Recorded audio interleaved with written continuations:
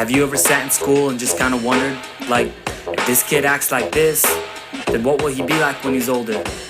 I know I have. Yo, it was the year 2000, no one gives a fuck, with Mr. I Don't Care teaching us about random important stuff. Still, I remember the guy that sat next to me. Never learned his name, so don't ask me, please. But for the sake of the story, let's call him Pete. And Pete sat in a seat, sneaking a slice of bread from his backpack with a pepper jack still wrapped in his plastic sheath. He reaches for the knife and bends over. He'd cut the cheese, and by this I mean he passed gas and proceeded to wipe his ass with his mustard sleeves. That shit disgusted me, my stomach squeezed, and I just hunched further in my seat until the day was done. But like I gave a fuck, looking back he grew up to work at a gas station. Ironic, ain't it, huh?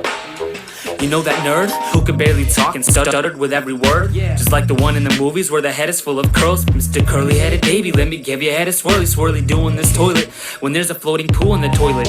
And he grew wiser by each day, he almost kind of enjoyed it and anticipated, just waiting for the day when he'd overthrow you, making your annual wage in a single day with his phone that he invented, leaving him with billions invested. And you're left working for him as the janitor, wiping his ass in his firm every time he takes a firm shit in the restroom. Flush. Now take a look at the teacher's pet.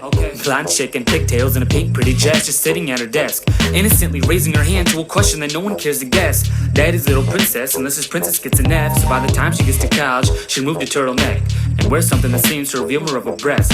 But before you know it, she'll confess she only got an A cause she sucked the teacher's dick after class, living a sick little fantasy as he's whipping her fast, he putting the tip in her ass. But like you'll grow up to be a slut, and you'll grow up to be a whore.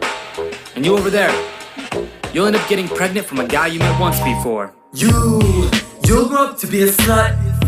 You'll grow up to be a whore. You'll end up getting pregnant from a guy you met once before. Okay, hear me out. That one shy school girl that had to hide in the junior high bathroom crying to herself, wondering why cruel world, ended up designing her own clothing line, selling diamond and pearl necklace and earrings to lesbian and gay guys who tried too hard to fit in. Oh, and she married a model, by the way. Meanwhile, the popular girl's currently holding a bottle to a toddler's face with her 8th child on the way. And God, I see lots of dollars in the future, mostly ones, and that's all I gotta say. Stripper money! The bully that took your mayonnaise and bologna sandwich after cussing you fully, then proceeded to grab your underwear by the band and then pull it, is the same man that grew up unable to withstand his own reflection. Who knew that another man would be the source of his erection? And guess that's why this faggot had suppressed it and kept it quiet. I just may have let it go too, if you didn't twist and turn my nipples violet. How much lunch money will buy my silence now, bitch? None. And then sometimes you get that dude who won't talk cause he's off sync to the rest of the world. The oddball, the last straw to your soft drink.